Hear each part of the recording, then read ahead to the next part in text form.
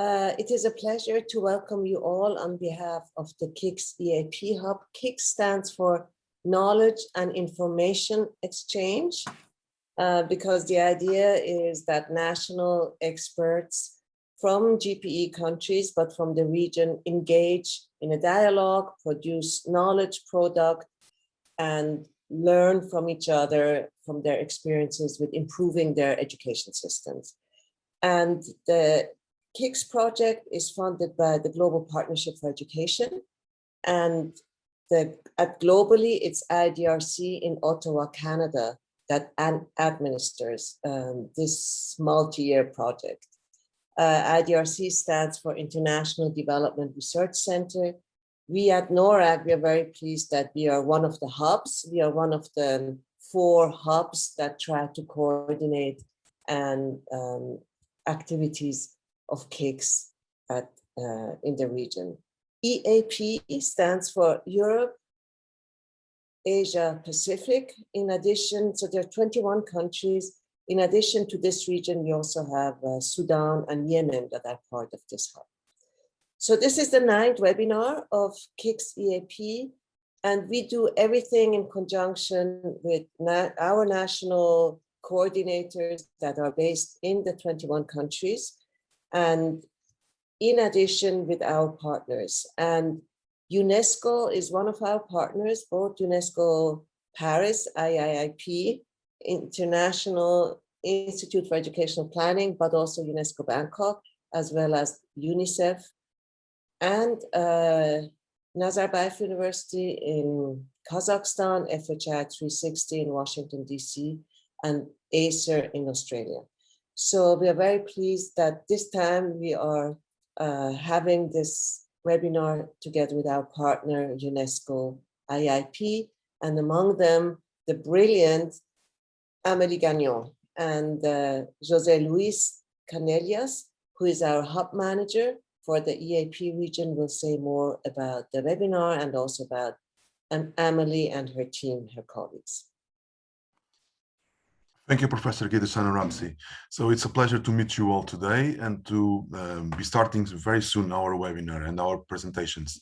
So the webinar will be a very interactive session, and we will recommend all of the participants to include your questions in the chat. We will be then having presentations with specific sessions on Q&As, where we will be reading the presentations, but also give you the floor for you to pose your questions orally. We ask you to please, as possible, keep your video cameras on for this trip around the using evidence in education planning and management. Thank you very much. Let's do this. Voila.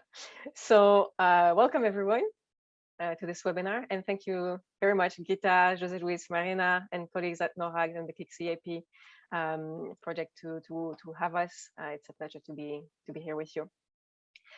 When we started preparing this webinar, I thought I would use the opportunity to synthesize all the discussions I have been having over the years at IIEP, in ministries of education, in research circles and elsewhere, on a few tension in global development and comparative education that we really observe.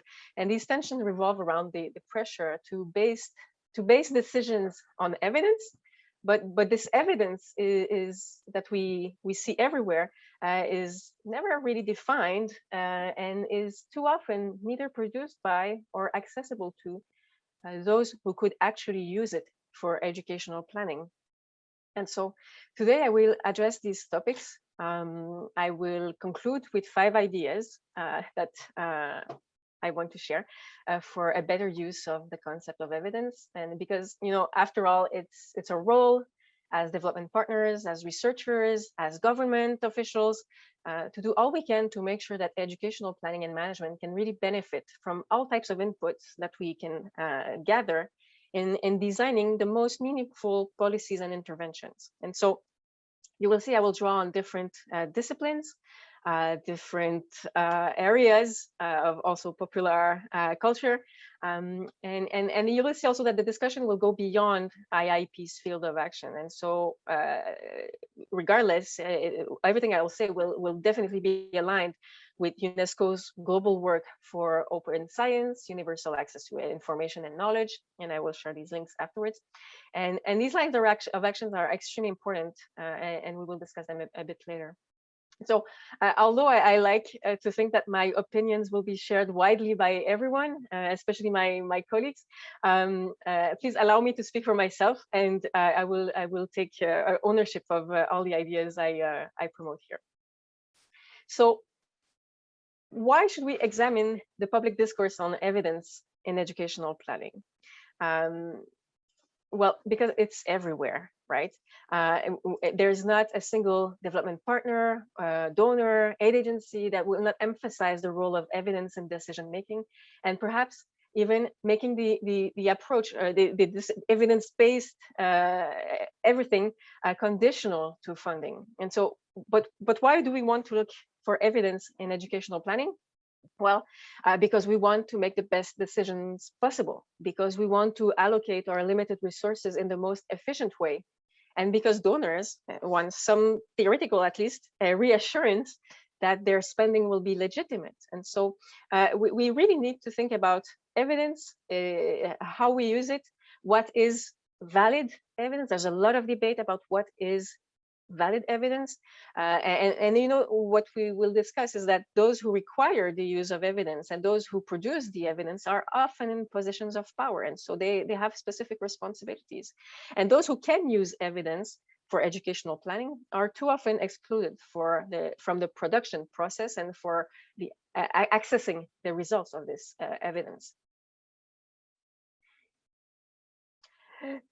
When we look a bit at the history of evidence-based everything, as the Anne Oakley mentioned, we really see that there are a lot of parallels between medicine, health sciences, and now it's kind of importation of the concept into education. But the idea of basing decisions on evidence or basing interventions on evidence was documented to start at the early 20th century.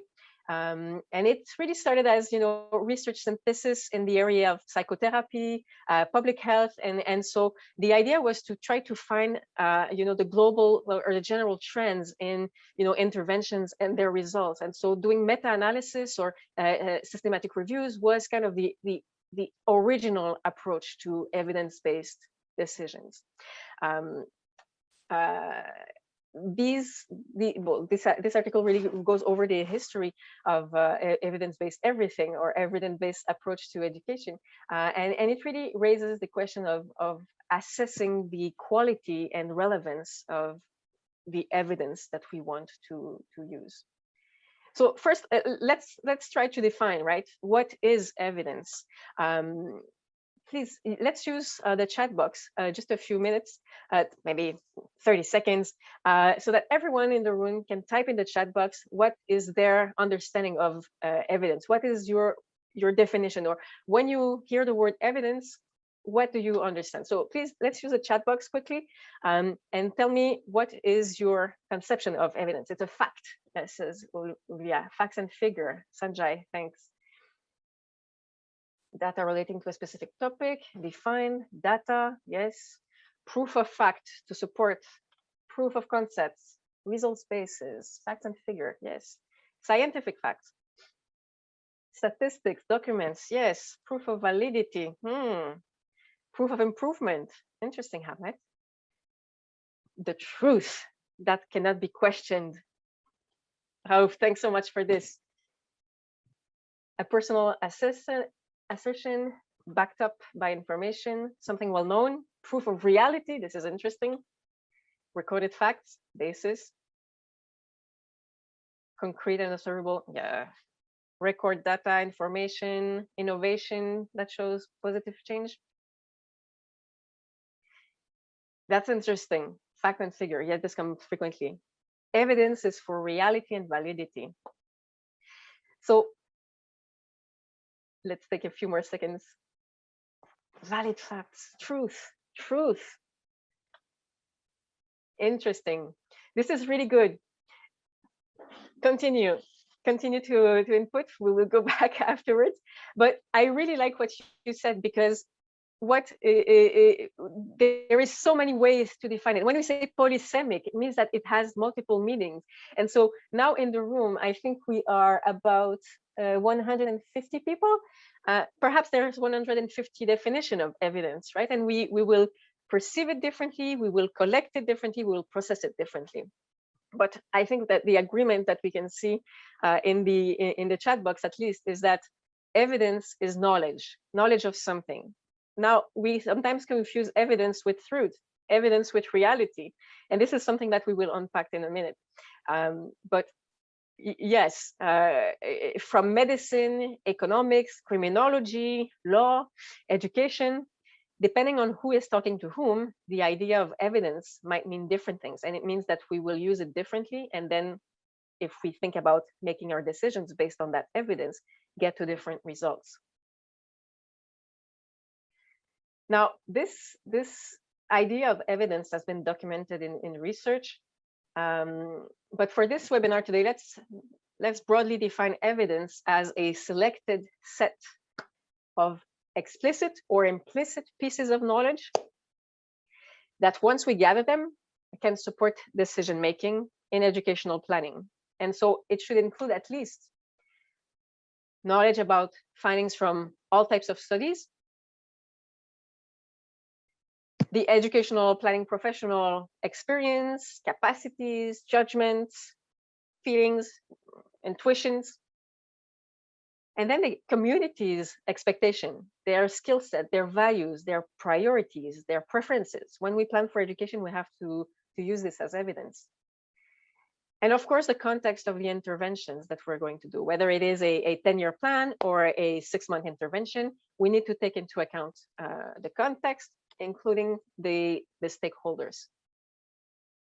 And all these sources of knowledge should fit into the educational planning practice. Now, the question, once we have defined what is evidence, is what is good evidence? How can we measure, assess, interpret the quality of the evidence and its relevance? Well, if we go back to that chart, there's a lot of components, but what we realize in practice is that not everything is always taken into account, right? It's mostly about research studies, and not all research studies, some types of studies, because there is this kind of judgment of value in social science, in education, in comparative education, that some methods might be better than others. Now, we can critique that, of course, but nonetheless, this is the kind of context that we work in. And so the impression that one gives when they say, let's use evidence for decision, well, it's evidence from some type of studies. And so this is convenient in a way, because you don't have to bother so much about the rest of the components that are on the bubble chart here. But it does also create some new problem. But the good thing with focusing on some types of studies, or studies in general, is that it has led epistemologically, like in the history of evidence, let's say, to an approach that is called the evidence-based practice. And the evidence-based practice is a method that uses 5 steps typically. So you formulate your question that you want to address. You search for the best evidence, so the best evidence that you can find. You appraise the evidence that you have gathered, and then you take the results of that appraisal to apply it to your context, and then you can evaluate the outcome. Now, as you can guess, there are some weak points to this approach, because if we look at the formulation of the intervention question, it might focus more on the research itself than on community priorities and their expectation for education. When we search for the best evidence, Well, it implies that first you have access to research findings in a timely manner and at a reasonable cost, so that you can, hunt and gather as you can, as much as you can. When you appraise the evidence gathered, well, there is a selection bias, there is a value judgments, there is hierarchies of knowledge. You might prefer some methods than other, and the theory that you want to apply, you apply in reality, you apply the theory of it, not the reality of it. And then evaluating the outcomes. Well, evaluation reports are rarely used as evidence on the actual evidence that was used. So this is a bit problematic. But evidence generation, if you look into it, is a method, and it's a method based on the scientific method. It's based on the repetition, on iteration, on verification. And so what is perceived as true today might be actually wrong tomorrow. And there is this study that was just published a few years ago, a meta-analysis on how the student ratings of their teacher is influencing learning. And so for some time, we thought that it was correlated. But in reality, when you take a few more years of perspective and you do this meta-analysis, you realize that actually it's not related. And so we have to understand evidence as something that is flexible, movable, and that might change in the future. So when we cite findings from decades ago, well, these relationships might not be true anymore. And so perhaps research or evidence should have an expiry date. And for evidence to be tangible, we need to have massive number of cases. And so I wonder how applicable it is to educational planning and education in general, because nothing is static in social sciences, and especially in education. And evidence is also a relational process. And so the production of evidence, the interpretation of evidence, and the use of the evidence produced by research is also dependent on social relations. And so there is a full issue on network and network analysis of evidence and practice that documented this. And there's a body of research, namely by Dr. Fall, that is showing that basically these networks or these partnerships or these alliances between governments and international agencies, funding agencies, are all correlated. And so there is no, let's say, independent evidence or no independent research. And also the patterns of inclusion and exclusion that define the conditions of production of evidence and their use in educational planning is also intrinsically related to these relationships. And so we need to take this in mind when we think about evidence. So when we think that evidence is a method and evidence is also a relational process, well, it comes to the fact that evidence is a worldview. It's a way of seeing the world. And I'm paraphrasing here a point made by Hannah Davis in September 2019. She said, a data set is a worldview. But I'm sharing this because evidence is just information, it's data. And so using evidence as a fact or as the truth or as reality is just implying just as many biases there is in the data creation, in the information collection, and in the whole process of building that research. I'm not saying that research is not valid. I'm just saying that we have to be conscious of the biases that are ingrained in each piece of research that we're producing.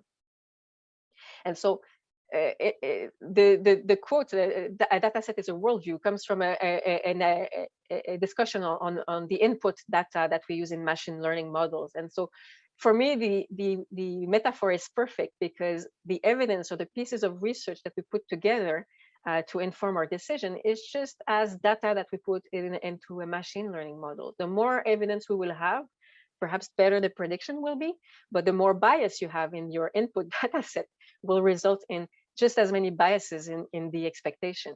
And so we have to be really cautious in how we treat evidence. And perhaps I will say, let's not treat it as truth, let's treat it as reality.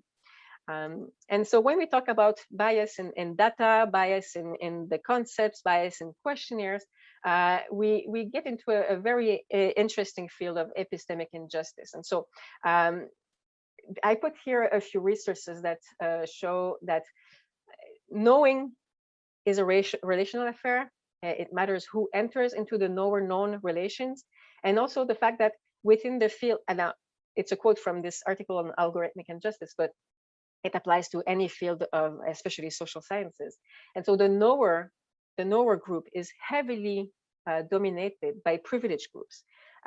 Western, we can think in this, the area of research and education, Western, elite, very educated, cisgender, able-bodied white men, any type of research that you might find in development economics, for example, as Justin Sandefur tweeted, is heavily dominated by Western researchers. And so when we look at these patterns, we can highlight that there are different biases than in the evidence production. What research is being funded? Who is funding which type of research? Is there a potential mismatch between the need for evidence and what is actually being researched? There are implicit and indirect exclusion biases. For example, when you go out to run a survey on the literacy of the people will affect their understanding of the questionnaires, the geography, and focusing on different countries or areas within countries will also influence the evidence that you gather. And of course, publications are often behind paywalls and membership. So this is really preventing people to access the knowledge that sometimes is based on their own experience.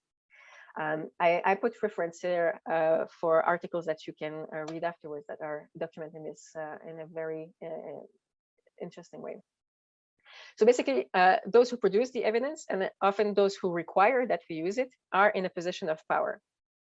Now, if we look at the bias in evidence use, we can ask who has access to what type of research funding? How do we hierarchize the values of the knowledge that is produced? And what background is necessary to interpret the findings and to judge their relevance, their applicability, their quality? And when can we be skeptical, innovative, regardless of the evidence? And so this is interesting because during the COVID, there was a lot of data floating around, and we really had to be reactive and responsive to research that was produced. And researchers had no choice. Doctors had no choice to go beyond the documented evidence. They had to look at their patient face to face and try to find ways to be really reactive in their treatments. So basically, not only those who produce the evidence are in a position of power, but also those who are asked to use the evidence are often excluded from producing it and from accessing it.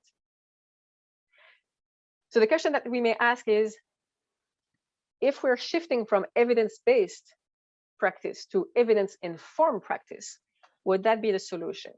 So the evidence-informed practice is the conception that the researcher should actually be flexible and to actually go and seek and be consciously using imagination, their personal judgment, their knowledge, and the knowledge of their communities to be also in constant interaction and dialogue with one another to make sure that they can actually use the evidence that is produced by all these components that we mentioned in the beginning. And not only they should be reaching out for information in the beginning of their research process, but actually be in constant interaction. So this is what I call reflexive practice. So in informing decision and evidence on evidence-informed practice is really centering or putting the researcher in the middle of all these interactions without privileging one over another.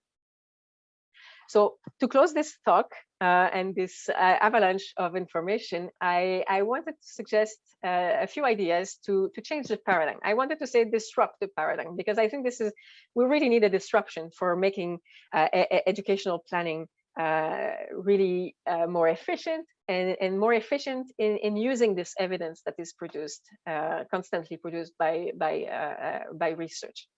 My first idea really is I really need to reassess that. Don't get me wrong, right? It's really important that we continue to do all types of investigation, from RCTs to focus group. And what I'm saying is that not a source of evidence should have priority or precedence over another. Earlier, I said that evidence is knowledge. But we know that knowledge is power. And so letting go of that power is very difficult. Letting go of privileges is difficult, but it's really the only way to change a paradigm that is unjust, unfair. And only changing this paradigm will have a positive impact on using evidence in educational planning. And so first tip, words matter. Say what you mean when you want evidence. And so it means that if you want your colleagues or your partner to use academic research-based evidence, say it. If it's survey-based evidence, say it also. If you want to say decision-making informed by research finding in school census data, say it. There is no harm of being specific. And it will also clarify your relationship with your community. Second tip, embrace reflexive practices. We mentioned at the beginning that educational planning experts or professionals have a wealth of experience, capacity, judgment, intuition, and we really have to capitalize on this. So we need to promote this, we need to use this, and we need to trust also planners and managers in making judgment calls over evidence. Seek out for multiple types of evidence. Do this reflexive process. Go around and ask for multiple types of evidence, and adopt a critical approach to evidence and data. Look at the biases. Look at the intentions behind the data categories. Have kind of an anti-oppressive approach to evidence, let's say. And also, check the privileges and biases that are ingrained into either data collection, data analysis, and data and evidence production and dissemination.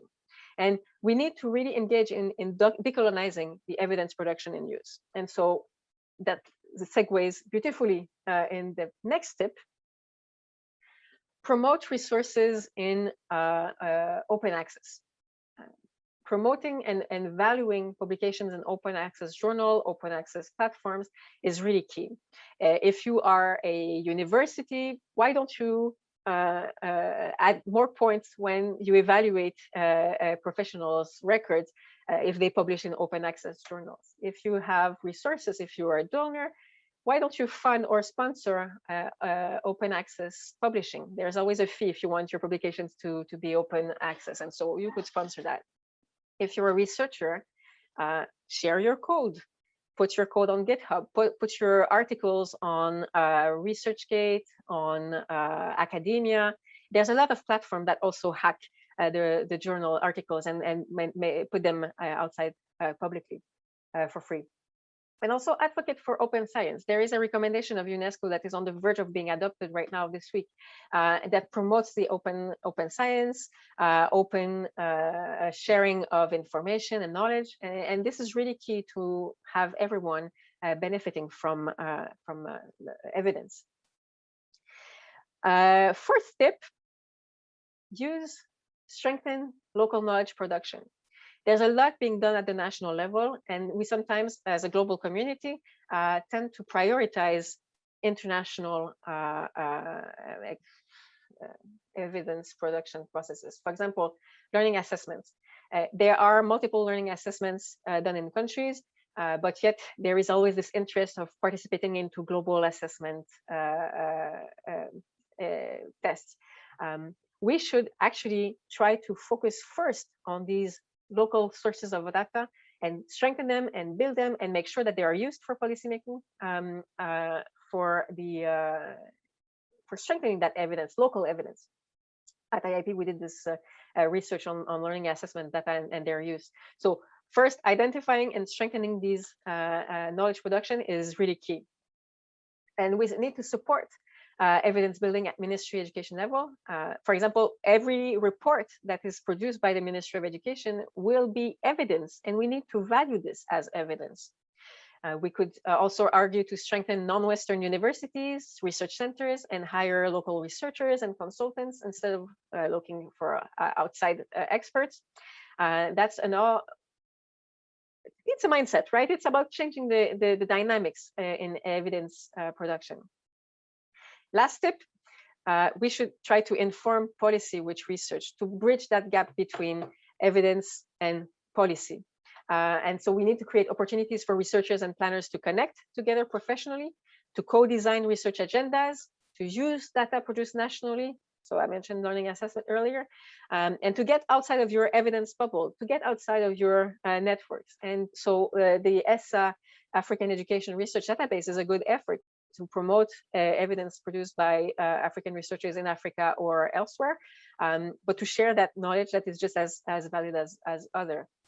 And then contribute to platform that aims at bridging the gap between policy and evidence. And so the IIEP policy toolbox will be shown to you in a minute, and we're really excited to be able to contribute in that that bridge between evidence and policy making. So basically, in summary, right, in conclusion, using evidence in educational planning is crucial to take informed decisions, but that evidence should be varied, multiple, based on local knowledge and communities, and with this reflexive stance. And so I hope that these ideas were interesting for you. I look forward to the discussion period, and that will be moderated by Marina in a second. Thank you very much. Thank you, Emily, for the great presentation. So let's start by giving the floor to one of our participants that raised the question in the chat. So that is Aminat Shafia Adam from Maldives. Aminat, would you like to pose your question orally?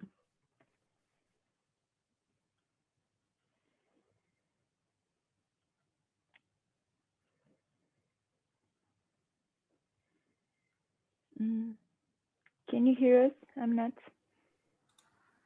Yeah, can you hear me? Yes, we can hear you. All right, thank you very much for giving me the opportunity. I was just actually thinking as an educator, because I'm a teacher educator in the Maldives. So I find that, I mean, while thinking about our student teachers, even the pre-service teachers, and the teachers in service, all these groups have really had to really bring that reflective thinking into their own contextual practice. So what I'm having really, I think a big challenge, perhaps some of the habits that we have in the context of the Maldives, maybe because we have sort of like going always with the same way of teaching all the way without necessarily thinking about what difference or what change or what new thinking we could bring into how we teach every day. So it seems like even when thinking about the school context, that teachers have that kind of a habit of going alone without having any reflection back and forth, how or what change that they could bring into their practice. So this is the kind of a really difficult picture that even accept as a teacher educator, because we always talk about how important it is to really focus on research-based, evidence-driven practice, effort-driven practice, reflective practice. All these terms are quite closely discussed even in our classes in the teacher education programs, but never seen that kind of a thinking into their practice, going into their practice. So having a lot of challenge in terms of bringing this idea into the school context. So I was thinking probably you've done so much work in relation to that, and also have seen in other countries what they might have actually gone through to bring a change, such kind of a thinking into teachers' practice. So that is my question, Emily. Thank you very much for listening to the question. Yes, taking up. Thank you very much, Amina. Should I answer right now, Jose Luis, or should we take a separate question? Yes, okay. No, I think I mean what you're relating and sharing with us is actually I heard these accounts from other contexts also, but I think the real question, if I put myself in my own shoes or in the shoes of these teachers, you know, the real question is, where do we start?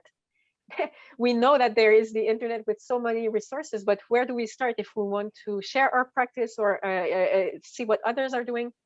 It's really difficult to know where to start. And you know, when we you will see the policy toolbox in a minute, but when we were doing the focus groups and you know, the pilots to test the ideas during the whole creation process, you know, we were asking to colleagues, where do you go to find different practices or research or, you know, ideas for your policies? And so we were glad because the IIEP website came first, but the second choice was like Google. And so if you start typing on Google to say like, oh, I want to improve my, I mean, this will be really difficult. And so we take it as a role to facilitate this exchange. And I think the KIX EAP also project is all about this, right? Is how to connect the different pieces, or how to create these channels to facilitate the connection between what other people are doing or researching and the actual practice, you know, in the school, in the management office, at the ministry level. And so yes, we let's see what the policy toolbox is providing or sharing with you, and I would be happy to continue the discussion on a more teacher level issues to see how we can include that in our work. Okay. Many thanks, Emily. So maybe we can move on to a question from Chankia Fin from Cambodia, which is a bit broader. So he asks, evidence should be reliable and valid. How do you analyze evidence before using it in education planning and management? This is a good question. Where to start? Okay. We at IIEP, we have these training programs on planning and management, and one of the first courses that we are doing in our long program is about evidence, right? How do you judge?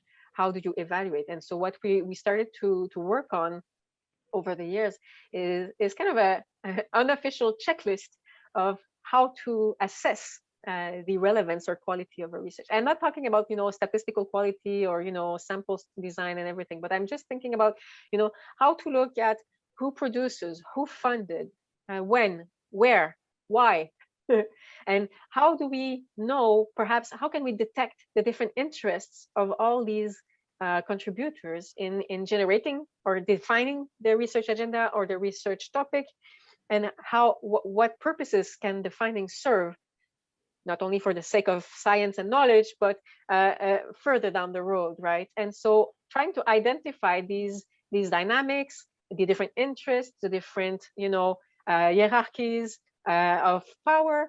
I think this is really helpful because it's kind of the subtext to evidence, right?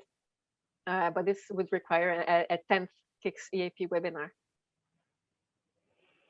Great, thanks, Amélie.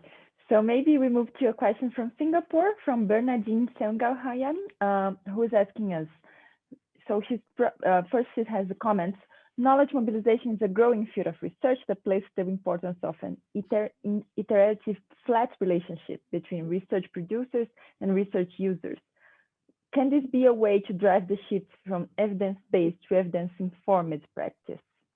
Yeah, no, yes, absolutely. And I think, I mean, at IIEP, we completely stopped. I mean, we tried.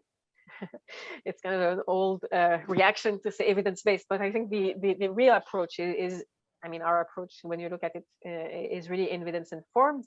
But from a more kind of epistemological point of view, I would say we need to be evidence-critical practice. So we need to gather as much evidence as we can for the different channels, as I mentioned, and I put on that chart.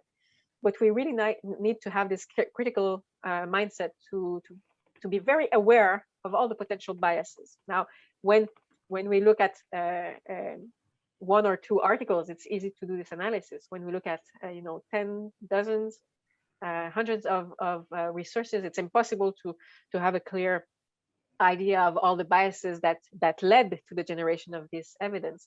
But I think we need to take it as a start. We need to consciously and mindfully address evidence with a critical lens, and then perhaps we can reach better educational planning and management.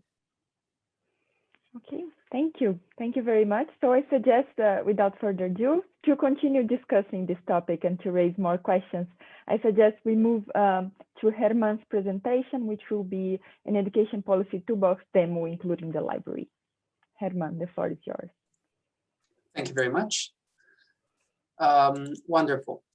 So, Amélie is going to share with you on the chat box the link to our policy toolbox so that you can follow along as I make this presentation of the tool. So basically, for over a year, IIEP developed what we call the Education Policy Toolbox. This is a tool that encompasses over 500 policy options that are extracted from over 900 documents. It was developed by a group of people from the development team, so Amelie and I, and we had also external experts such as Juana Barragan and several other collaborators.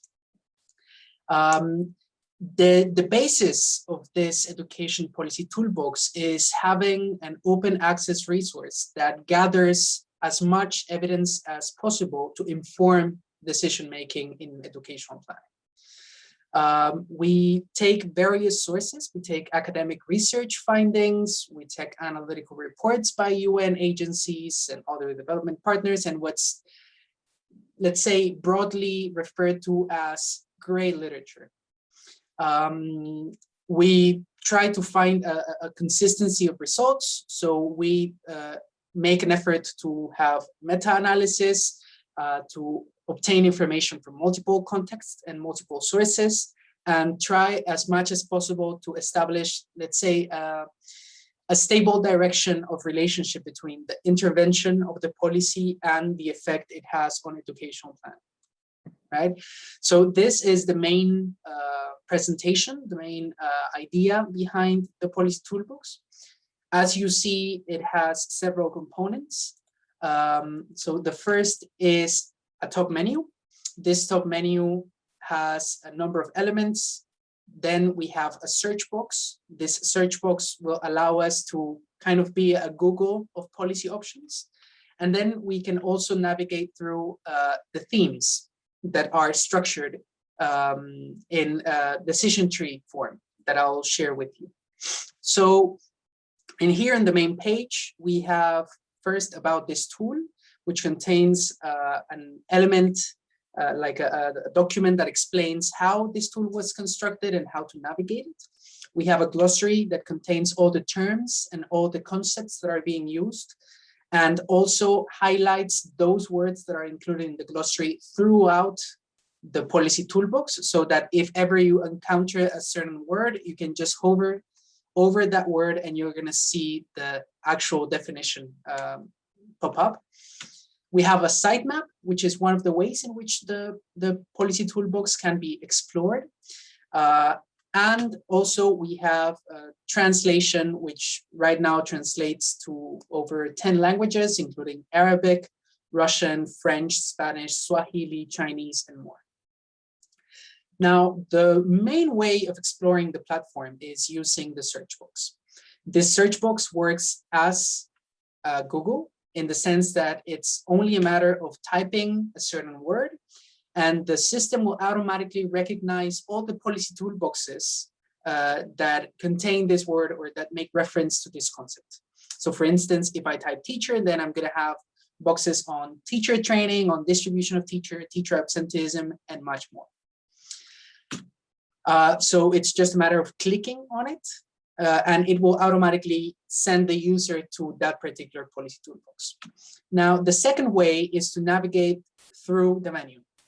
And so this menu will allow the user to select the potential issue that, or let's say the problem that wants to be addressed.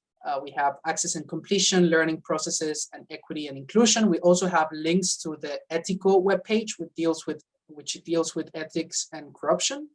And we have a COVID-19 response specific webpage that was created by IIEP.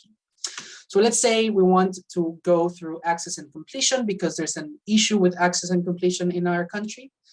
When we click on this, we have navigation buttons. So for instance, is the issue related to students not entering schools, or is the issue related to students dropping out of school once they enter? And so by just clicking on it, we can go into that particular branch. Now, within each branch, you're going to have either additional branches, which allows the user to continue to navigate, or you can have policy pages, which you can identify because they have the name of the topic that is being discussed, and it has a small summary of the different topics that are included in that policy toolbox. Now, it's just a matter of clicking on it, and it will send the user to the particular page. Now, this page has several elements. The first is the path that we took to arrive to that particular policy toolbox is included. So in this case, it's an issue of access and completion. It's within that, it's an issue of dropout, and within that, it's an issue of availability of last grades. We also have a contents menu, which has usually 3 options. We have promising policy options, which are policy options that have been validated and applied in many, many contexts around the world, and that show good promise in addressing the issue discussed in the policy toolbox. We have other policy options, which are generally additional policy options that have to be taken, let's say, with a pinch of salt. So temporary solutions to particular issues, or things that have been applied in certain contexts, but that might not necessarily be a solution elsewhere. And then we have a section that it's dedicated to particular policies within that topic that are related to equity and inclusion. And within that, we have subsections that deal with several topics. So for instance, gender-related policies, policies related to nomadic communities, to displaced population, to people with disabilities. And so we have specific policy options that are within the main topic, in this case of availability of last grades, but which deal specifically with issues of equity within that topic. And then you have the main body of research. Now you see that we have a table of contents. That table of contents shows basically what are the different policy options for each of the 3 categories that we just mentioned. And it works as an index. So if you click on any of those, it will bring you to that particular policy. And then as you go along, you're going to find these references boxes. And these references contain the different gray literature or reports or academic documents or reports by governments that inform the policies that are being discussed in that particular section. So for instance, in this case, we have 2 documents by the World Bank, but it can be also documents by UNESCO, by development partners, by NGOs, by academic research, etc., as long as that academic research is not behind paywalls, right? Now, this is really interesting because it allows users to see an issue, and then if they want to explore further on that issue, they can just click on whatever reference they find interesting.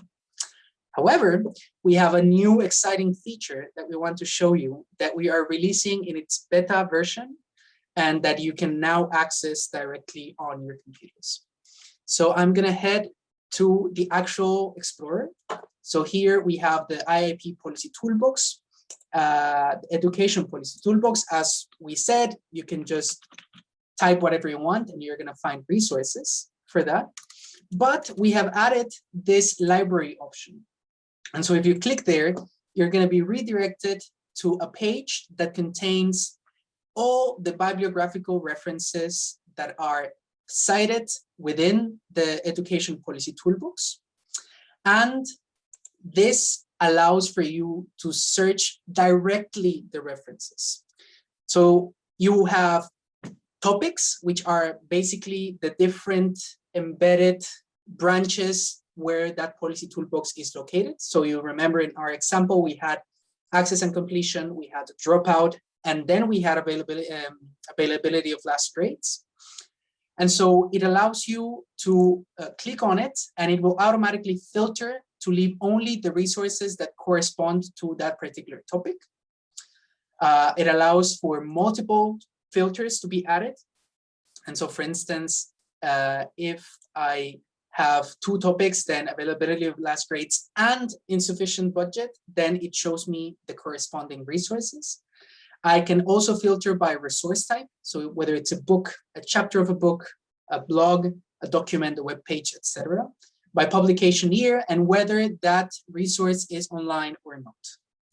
And so if I find something that interests me, I can either go down and download or print the citations for further reference, or I can just go and look into the reference itself. So for instance, if I'm interested in the aptogen principles, I can just click on it, and this will take me to a page that contains all the information on that particular resource. So I'll have the web type, I have the author, and it allows me to then click on the author to find all the different references by that author within the policy toolbox, all the different topics that are covered by that specific reference, and the URL for you to directly access. And so this is a wonderful tool. It also allows for custom queries. So if you were looking for an element that is not necessarily included in the list of topics, you can also search within the results for that particular query. So for instance, if I'm interested in, say, Latin America, let's see if there's any resource on that has Latin America in the name. No, we have none, or at least not within the category of available resources. But you see, if we only search for Latin America, we have 3 resources that we can then click on or download as citations. And so this new functionality allows not only to search for the policies, but also for the references that inform those policies. And so this is a new feature for our IIEP Education Policy Toolbox. Now, this page has been, of course, tested and made open for particular users, which are planners. Of course, anyone can access, but planners are perhaps the most important potential users of this page. And so a series of focus groups, interviews, and surveys were conducted to see whether it was useful for them. And indeed, we'll of course have the valuable, very, very valuable participation of Mr. Sadiq, who will speak about his experience in the Ministry of Education of Afghanistan. But we also have people, well, we have here the head of policy unit, which we will speak in a second.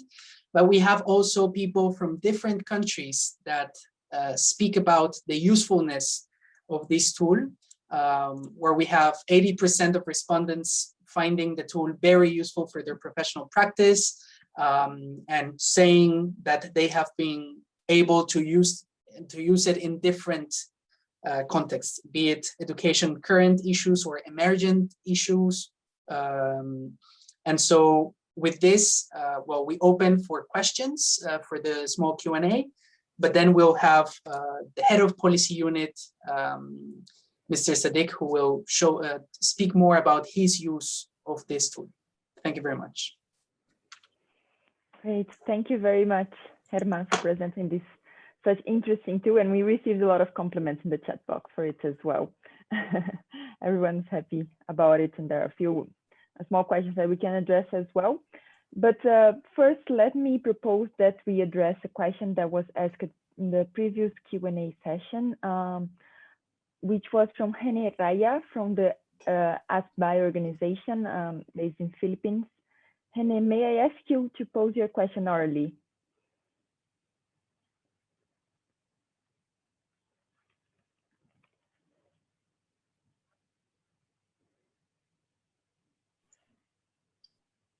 Can you hear us? Yes, I can hear, but I'm muted. Okay. We can hear you now, yes. Yeah, okay. Thank you. Thank you for this opportunity. Yeah, it's an amazing toolbox. But let me go back to the previous presentation. And in the Philippines and in a number of developing countries, we noted and we have been engaged in the open data, open government program that has been promoted globally. And it has a bit of encouraging results, in terms of being able to cooperate and get information from government not only through the Freedom of Information Act, but also through that program as well. Now, I think UNESCO and other UN agencies and the Global Partnership for Education can do as much, in encouraging the private sector to also have that open data, open knowledge, open, because knowledge, as we know, is becoming more and more privatized, and so it is becoming more and more concentrated in private hands, and it's not a good way to go, especially for social services like education and health. And so if the UN system, donor agencies, which I noted previously, have been promoting open access, open codes before, if they can do the same now, especially given this emergency and the problems that we have, which laid bare the fragility of many of our systems. So I think UNESCO and the UN system can do as much in encouraging the private sector to have this open knowledge, open data policy. Thank you. Thank you. I don't know if Herman wants to address this one, or Emily. Yeah, no, if I may, this is a really good question, and I think beyond the private sector is this whole idea of data sharing, right? We often hear calls for more data, more free data, more data sharing, and I think the kind of logic that I suggested to approach evidence or research is the same for this call for data sharing, right? We need to try to think who wants to use the data that comes from whom, who will benefit from using this data. And I think this is all connected. So yes, I agree, we should try to encourage everyone to share data, and also encourage researchers when they collect information to anonymize it and to make sure that there are no breaches for security or privacy or confidentiality. But sharing research data is also very important, and the data sharing should be in all directions, not only from, let's say, African countries to Western researchers. I think it should go in every direction, and everybody should be able to benefit from the same information. But yes, the whole call from UNESCO to open science, free sharing of knowledge and information is all in this spirit, right? About encouraging also the private sector to share information. Now, we all often have debates in education about, if data is publicly funded, it should be shared and everything. But I think we have to be very cautious and careful. From a statistical point of view or demographic point of view, there are some types of information that are very sensitive, so not everything should be shared, because we want to protect the individual to whom the data belongs. And so it's not a straight, it's not a kind of categorical answer to your comment. Thank you. Thank you, Emily. Thank you, Henny, for the question as well. So maybe let's go more into the questions on the toolbox now. So we have received a question from Agustin de la Varga Gonzalez from Fiji, who is, as we're saying, first of all, congratulations for this work. Is there any reference to the policy design and implementation process? Context analysis, consultation, alternatives, evaluation? I think this is a very good question. I would want to suggest that we hear from Siddiq first, because he has some interesting insights on these points. But I perhaps take the opportunity to say that this toolbox has taken over a year to design, perhaps 2 years, to prepare all the summaries and to prepare the architecture. If I can show quickly the structure of the toolbox right now, I've got a request in the private chat just to share this. These are the kind of the structure of the information that is presented on the toolbox. So it's all connected to main topics with different bottlenecks, and then going to the root causes of these challenges that we face in several education systems. And so we started with this huge architecture, but the idea is also to expand it to different topics, different subjects. And so any recommendations or suggestions that you might have about, the contents, and expanding perhaps to education to sustainable development, as I saw in the chat box, to higher education, that would be welcome feedback. So I would encourage you to actually visit the policy toolbox, and we have several entry points to provide feedback. There's a little feedback box. There is the contact us page. So please feel free to analyze the contents and to provide recommendations for future developments. We would be very happy to include that. Great. So maybe we have time for a last question on the toolbox. So we received this question from Lou Eisenberg from the UK, who asks, what were the inclusion or exclusion criteria for the resources that are in the toolkit right now?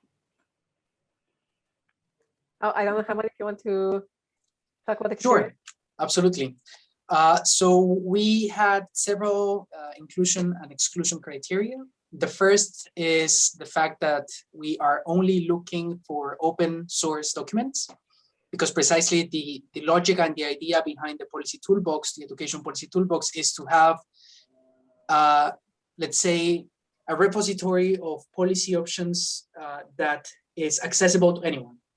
And so even if the summaries are available, we want that if the user, if the planner or the policymaker wants to go and dig deeper, he or she can accomplish that because there is not going to be a paywall behind it. So that's one of the main considerations.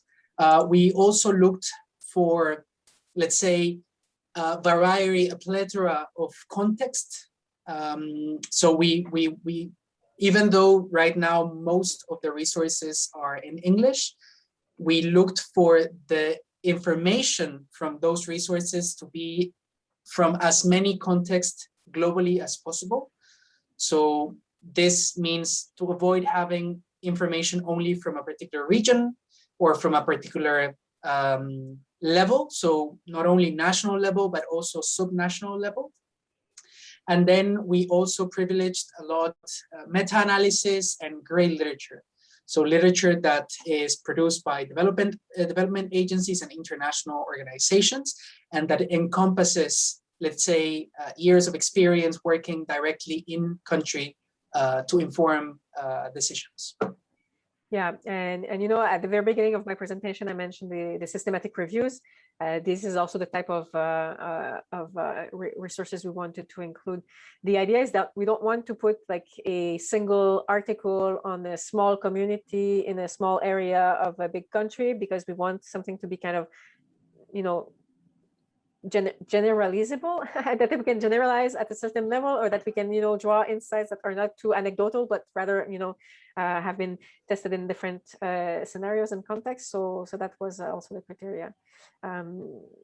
Yeah. Thank you both for clarifying the process behind putting together the tool. So now I suggest I invite all our different representatives here in the room to share a bit about how these relate to their context, what challenges they see, and get inspired a bit by the presentation by Siddiq, how this resonates with their context as well. Yeah, so maybe to warm up, let me give the floor to Sheikh Hiad from Bangladesh, which wants to share comments with us. Sheikh, can you hear us? Thank you. Okay, thank you very much. I want to share my ideas. Okay, I want to say that not only school building and the classroom normally practices learning environment. Why should not our playground, why should not our blue sky, why should not our rivers, our canals, and the natural environment as a tools of learning? Why should not we go out classroom? I think classroom and out of classroom together considered as a learning environment. And after the COVID, when our school will be open, we should bring our students to work physically, because they are very much addicted to mobile phone now. So this is my observation as a teacher educator, and I want to know from my brother from Afghanistan what are happening in their country in this moment. Okay, thank you very much.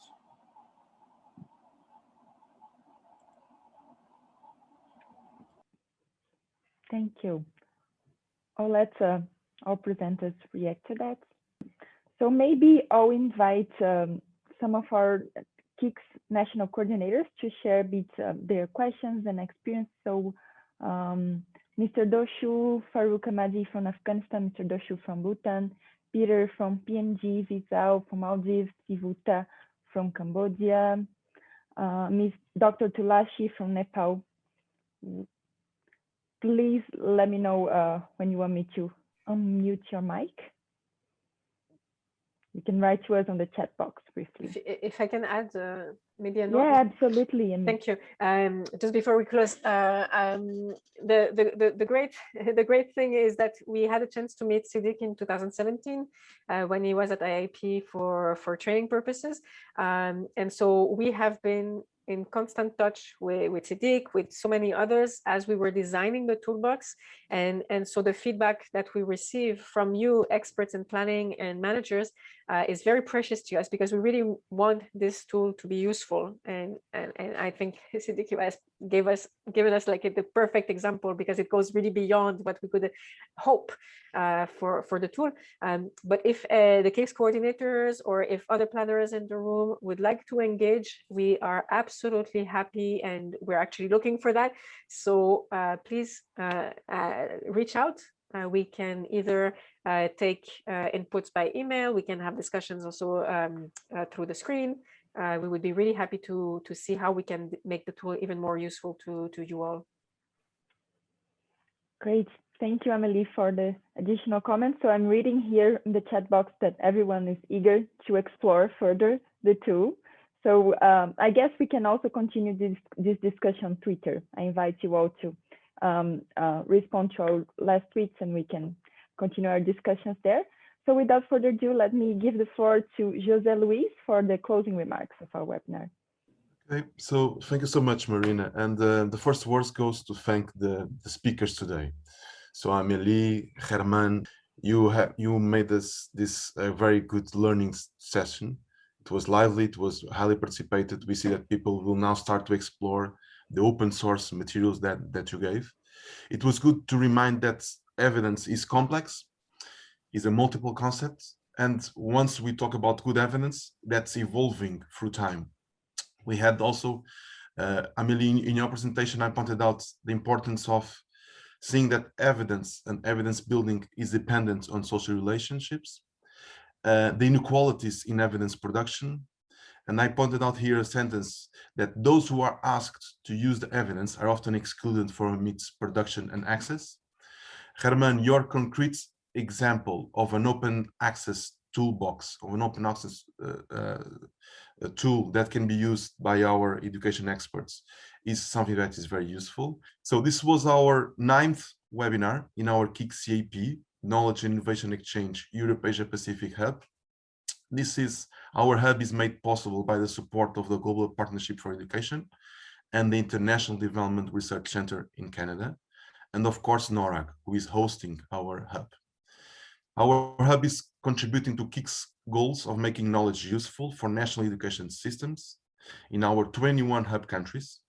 We are supporting the bridges between what was in one of the comments we had here, between knowledge producers and knowledge users, between global and national expertise, between policy research and practice, always with the goal of contributing to national education systems.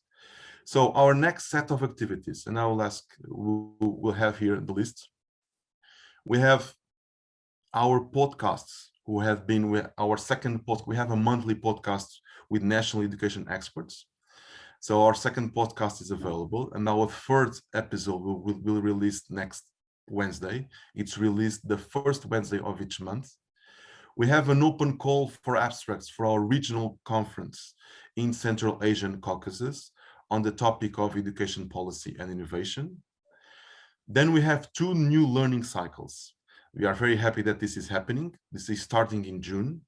One learning cycle is on the topic of equitable access to education, and we are partnering with UNESCO IIEP, with Amélie and Herman. They will support us in this learning cycle. And we have a second learning cycle also starting in June on the integration of 21st century skills in curriculum.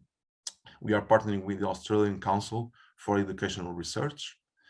We'll have a next set of webinars that will be announced soon, and we are aiming to make the webinars as much demand-driven as possible. This is why our national teams are so important to contribute to tell us the focus of the next webinars, and we'll have also more knowledge and exchange activities.